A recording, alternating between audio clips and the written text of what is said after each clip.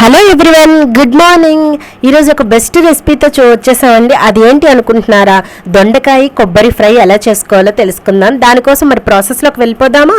అయితే ఒక కడాయి పెట్టుకొని దాంట్లో ఆయిల్ వేసి ఒక 3 స్పూన్స్ వరకు శనగ పలుకులు వేసుకొని దానిలోనే ఎండుమిర్చి 5 వరకు లేదా 3 అయినా యాడ్ చేసుకోండి. తర్వాత పోపు దినుసులు అనేవి యాడ్ చేసుకోండి. పోపు దినుసులు అంటే శనగపప్పు, మినప్పప్పు, అట్లానే దాంతోపాటు కరివేపాకు, అలాగే మన పచ్చిమిర్చి చీలికలుగా చేసి వేసుకోండి. కరివేపాకునైతే అస్సలు స్కిప్ చేయొద్దండి.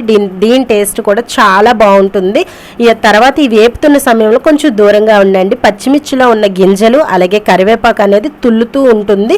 సో ఇవి ఇలా ఫ్రై అయిన తర్వాత ఒక 50% ఫ్రై అయిన తర్వాత నేనైతే ఇందులో 1 స్పూన్ ఆవాలు, 1 స్పూన్ జీలకర్ర వేస్తున్నాను. ఎందుకు ఇప్పుడు వేస్తున్నానంటే అవి తొందరగా ఫ్రై అయిపోతాయండి. సో అందుకు ఇలా ఫ్రై అయిన తర్వాత ఈ సమయంలో మనం వేసుకొని దీన్ని బాగా ఫ్రై చేసుకోవాలి.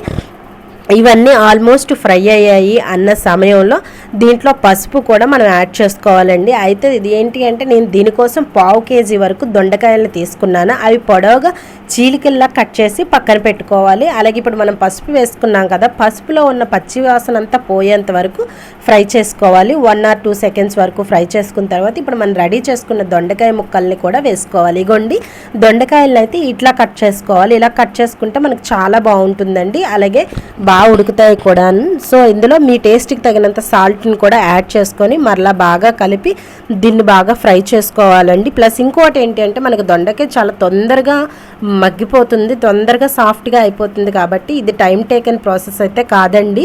సో ఇలా మనకి బాగా ఫ్రై అయిన తర్వాత దీన్ని బాగా కలుపుకొని మూత పెట్టి ఒక 10 మినిట్స్ వరకు సిమ్లో ఉంచి మరలా ఒకసారి మూత తీసి చూద్దామండి. మూత తీసి చూస్తే మనకి దొండకాయ ఎంతవరకు ఉడికిందో తెలుస్తుంది కదా.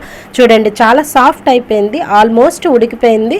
సో ఇలాంటి సమయంలో నేను దీనికోసం అయితే ఒక 1/2 చెక్క కొబ్బరిని తీసుకొని దాన్ని చిన్నగా తురుముకుంటాం కదా, అలా తురిమి ఉంచుకున్నాను. ఇప్పుడు ఆ కొబ్బరిని కూడా ఇందులో యాడ్ చేసేస్తున్నాను. నాకైతే 1 కప్పు అయితే వచ్చిందండి. దీని అంతటికీ కూడా ఇదైతే చాలా పర్ఫెక్ట్గా సరిపోతుందండి. 1/2 కేజీ దొండకాయలకి 1/2 కప్పు, 1/2 పీస్ వరకు సరిపోతుంది. మనకి ఇంకోటి ఏంటంటే కొబ్బరి వేసిన తర్వాత టైం అయితే ఎక్కువగా పట్టదండి, చాలా తొందరగా అయిపోతుంది. కొబ్బరి కూడా చాలా తొందరగా ఉడికిపోతుంది.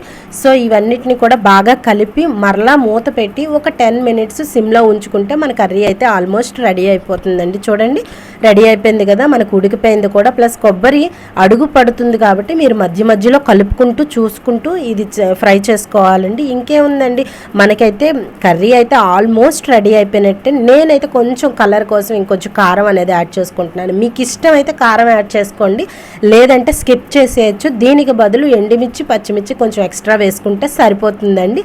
అంతే, అంతకుమించి ఇంకేం అవసరం లేదు. ఫైనల్గా దీని మీద మీరు కొత్తిమీర ఉంటే కనుక కొత్తిమీరతో గార్నిష్ చేసుకోండి. చాలా సింపుల్ కదండి, రెసిపీ అయితే చాలా సింపుల్. ఇలాంటి సింపుల్ రెసిపీస్ మరెన్నో మన ఛానల్లో అయితే ఉన్నాయండి. మరి కర్రీని డిస్ అవుట్ చేసేసుకుందామా? మీరు ఇదైతే చాలా బాగుంటుంది. సాంబార్ రైస్తో కానీ, రసం రైస్తో కానీ, లేదా రైస్ వేడివేడి రైస్లో ఇది కలుపుకొని తింటే చాలా అంటే చాలా బాగుంటుంది. సో మీరు కూడా ఇలా ట్రై చేయండి. అలాగే మన ఛానల్ని సపోర్ట్ చేయండి. ఇంకేమైనా కొత్త రెసిపీస్ కోసం కామెంట్ చేయండి. అలాగే మన యొక్క వీడియోస్ లైక్ అయితే కనుక మీరు కామెంట్ చేస్తూ, లైక్ చేస్తూ, సబ్స్క్రైబ్ చేస్తూ మీ స్నేహితులకి షేర్ చేయండి. Thank you for watching.